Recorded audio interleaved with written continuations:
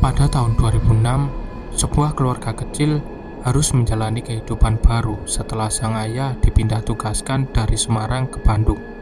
Mutia dan adiknya Wisnu, yang saat itu masih duduk di bangku SMA, ikut pindah sekolah demi mengikuti tugas ayah mereka sebagai pegawai BUMN. Keduanya nggak terlalu keberatan. Bandung adalah kota yang sejak dulu mereka sukai. Udara sejuk, suasana rindang, dan kenangan kunjungan sebelumnya membuat kepindahan ini terasa menyenangkan. Namun, tempat tinggal yang mereka tempati ternyata berbeda dari bayangan mereka. Meski sang ayah bukan anggota TNI, keluarga itu ditempatkan di sebuah rumah dinas yang berada di lingkungan perumahan tentara lama. Perumahan yang sudah berdiri sejak tahun 70-an, atau bahkan lebih lama lagi. Rumah-rumah di sana masih memiliki arsitektur lama khas masa awal kemerdekaan. Lingkungan perumahan itu sebenarnya asri dan tenang. Banyak pohon besar menaungi jalanan. Angkot masih lewat di depan rumah mereka, menjadikan akses kemana-mana cukup mudah. Namun suasananya terasa berbeda. Terlalu sepi, terlalu tua, dan seolah menyimpan sesuatu. Mutia dan Wisnu, meskipun betah tinggal di Bandung, merasa sulit benar-benar kerasan di rumah itu. Ada rasa asing yang sulit dijelaskan. Seperti ada hal yang gak kasat mata yang sejak awal memperhatikan mereka. Gak butuh waktu lama sampai keluarga itu mengalami beberapa keanehan. Mutia dan Wisnu pernah mendengar suara derap langkah prajurit berbaris di depan rumah. Padahal gak ada siapa-siapa. Pernah juga Mutia melihat sosok berseragam tentara berdiri diam di luar pagar saat hujan deras, tapi menghilang ketika ayahnya datang untuk memastikan. Pada malam-malam tertentu, Mutia mendengar suara seperti percakapan para tentara di halaman belakang, lengkap dengan nada tegas seperti sedang menerima perintah. Tapi ketika ia berusaha mengintip, halaman itu sepi.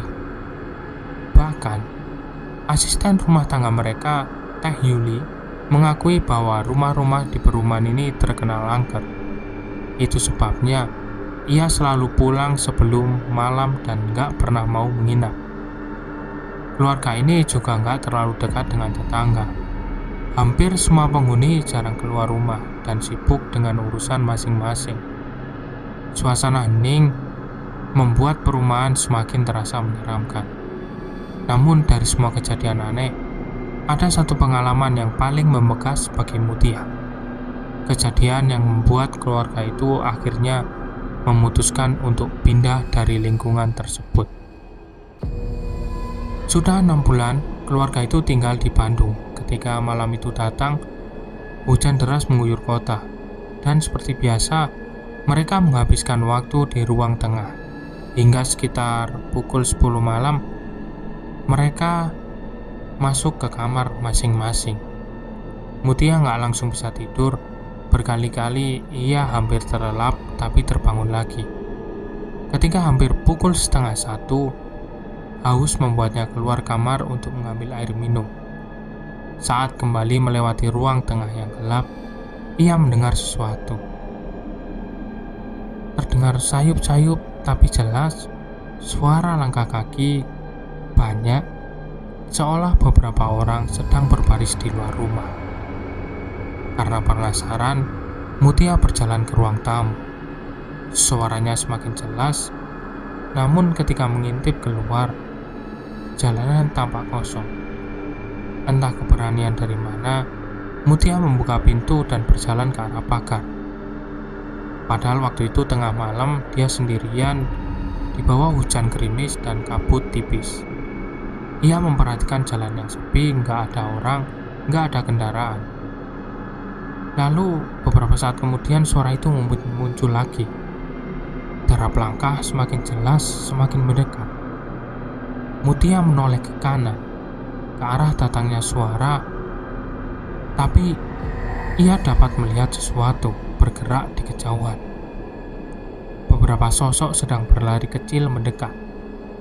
Saat mereka keluar dari kabut, Mutia melihatnya dengan lebih jelas. 4 prajurit berseragam lengkap, laras panjang di tangan. Tapi ada yang janggal. Semakin dekat mereka, semakin jelas bentuk tubuh mereka, diterangi lampu jalan. Dan detik itu, Mutia merasa darahnya berhenti mengalir. Tubuhnya itu nge-freeze karena tubuh para prajurit itu hitam pekat, seperti hangus terbakar. Asap tipis mengepul dari tubuh mereka. Dan yang paling mengerikan, mereka berlari tanpa kepala. 4 prajurit tanpa kepala bergerak bersamaan. Langkahnya menghentak aspal dalam keheningan mutlak. Mutia terpaku, tubuhnya lemas. Ia hanya bisa menatap ketika keempat sosok itu terus berlari kecil melewatinya, lalu menghilang kembali di balik kabut malam. Ia bernapas lega, atau mencoba, namun itu belum selesai.